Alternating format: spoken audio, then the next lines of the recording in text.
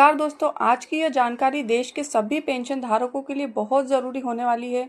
अगर आपके परिवार में कोई बुजुर्ग, विधवा महिला, दिव्यांग व्यक्ति पेंशन ले रहा है तो यह वीडियो बिल्कुल भी हल्के में मत लीजिए, क्योंकि सरकार अब धीरे धीरे पेंशन सिस्टम में नए नियम लागू कर रही है, जिसका सीधा असर आपकी पेंशन पर पड़ सकता है।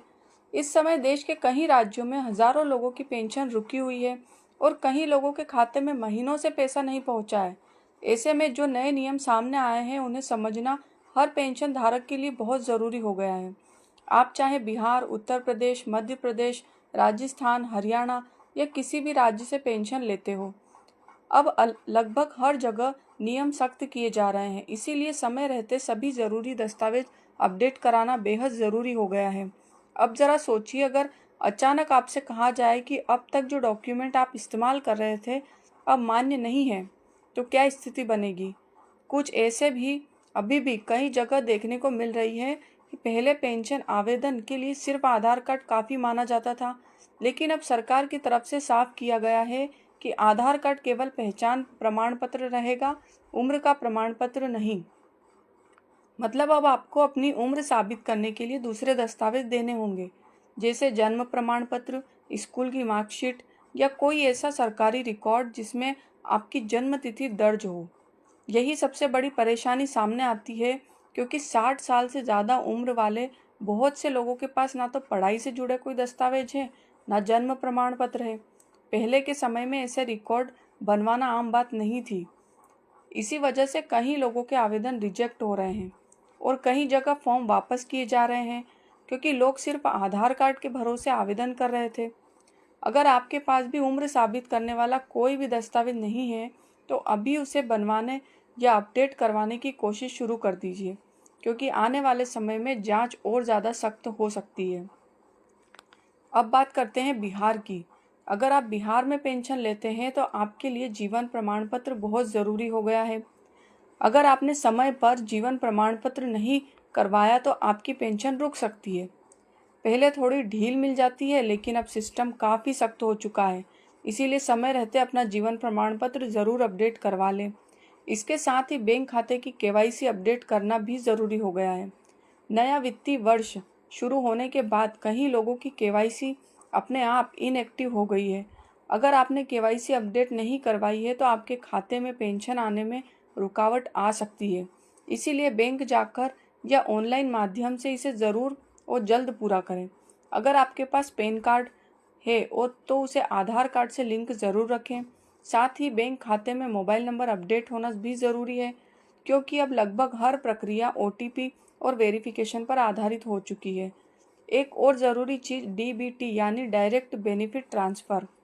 अगर आपके खाते में डीबीटी एक्टिव नहीं है तो सरकार का पैसा आपके खाते में आने में दिक्कत हो सकती है। खासकर कुछ ग्रामीण बैंकों और मर्ज्ड बैंक में कई लोगों का डीबीटी अपने आप बंद हो गया है। इसीलिए इसे तुरंत चेक करें और एक्टिव रखें। अब बात करते हैं दिव्यांग पेंशन की। यहाँ सरकार सबसे ज़्यादा सख्ती कर रही है। जिन लोगों के पास सही मेडिकल सर्टिफिकेट नहीं है उनकी जांच शुरू हो चुकी है। अगर कहीं व्यक्ति गलत तरीके से दिव्यांग पेंशन लेते हुए पाया गया तो उसकी पेंशन तुरंत बंद की जा सकती है।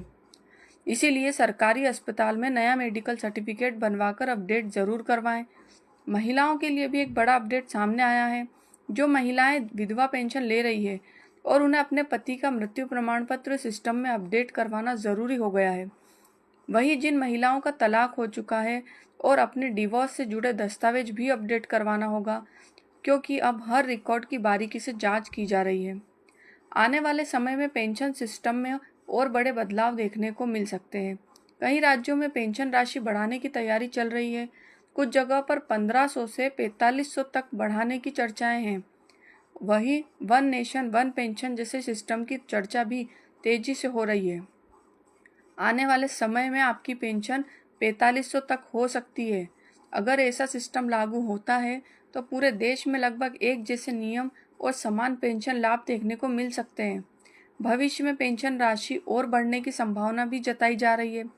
लेकिन एक सच्चाई यह भी है कि अभी भी कई लोगों की पेंशन समय पर नहीं पहुंच रही। कहीं फंड की कमी, कहीं डाटा में गड़बड़ी, कुछ मामलों में तो जिंदा लोगों को रिकॉर्ड में भी मृत दिखाया गया। फिर वही लोग CSC सेंटर जाकर खुद को जिंदा साबित करने में लगे हुए हैं।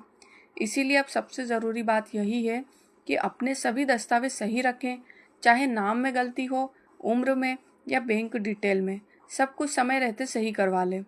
दोस्तों, अब यहाँ एक और बड़ी जानकारी सामने निकल कर आ रही है।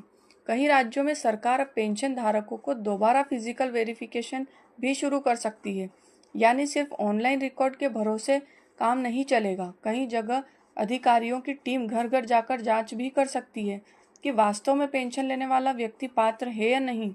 इसके अलावा सरकार अब फर्जी लाभार्थियों पर भी सख्त कार्रवाई करने की तैयारी में है।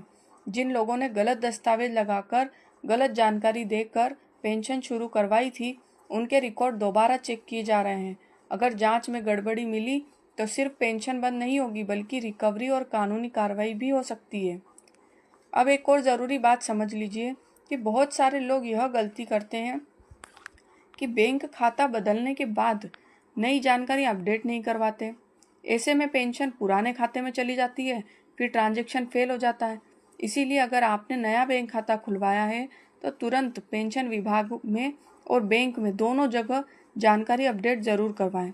दोस्तों, कई जगह पर फेस ऑथेंटिकेशन या बायोमेट्रिक सिस्टम भी शुरू किया जा रहा है, यानी आगे चलकर सिर्फ कागज़ों से काम नहीं चलेगा, बल्कि अंगूठा और फेस स्कैन और लाइव वेरिफिकेशन भी ज़रूर हो सकता है।